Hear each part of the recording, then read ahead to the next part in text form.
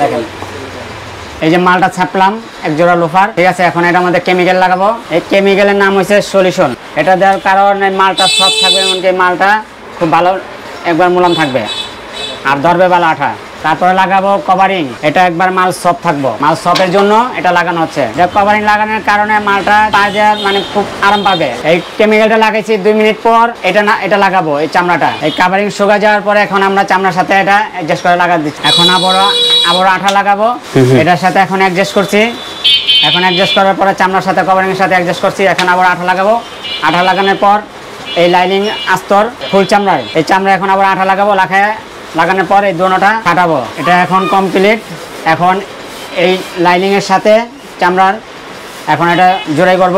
এই চামড়াটা এখন এটা ছাপা শেষ, এই লাইনিং এর সাথে এখন এটা জোড়াই করতেছি। এই যে ছিদ্রগুলো দেখছেন, এই ছিদ্রগুলো এখন এটার সাথে করা হবে।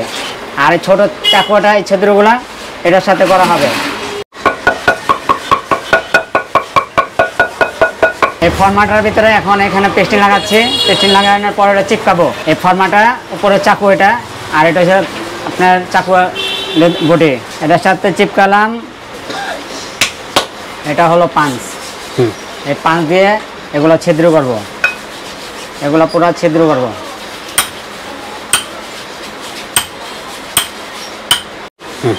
ছিদ্র করা শেষ।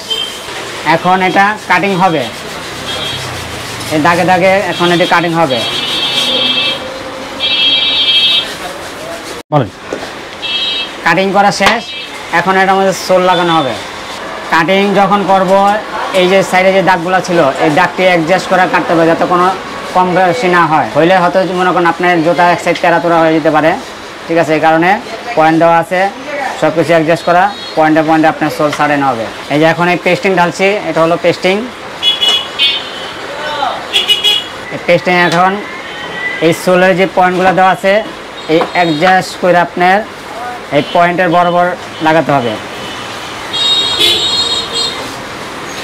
এটা হলো সোল লোফারের। মহিলাদের বাচ্চাদের জুতো আছে? কত বছর আছে? কত বছর? বাচ্চা বলা যাবে না, বুড়া মানুষই কিন্তু বাচ্চা। ছোট পা। এটা শুকাতে ম্যাক্সিমাম 10 মিনিট লাগবে। 10 মিনিট পর এটার সাথে অ্যাডজাস্ট করে ছাটাবো। হ্যাঁ, 10 মিনিট হয়ে গেছে। এখন এই যে সোলটা ছাড়াবো, ছাড়ানোর পর এখন এটা সেলাই হবে। এখন সেলাই হবে। ওকে, সোল ছাটালাম, এখন সেলাই হবে।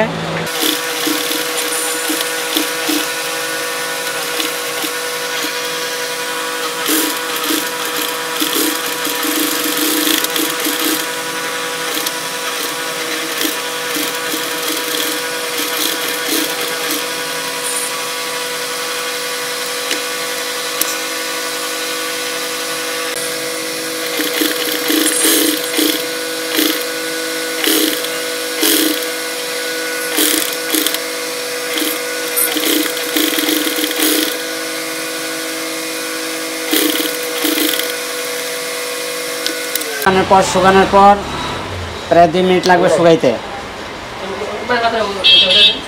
2 মিনিট পর এটা মুড়বো। মুড়া দেখার পর দেখাইতেছি কেমন মুড়তে হয়।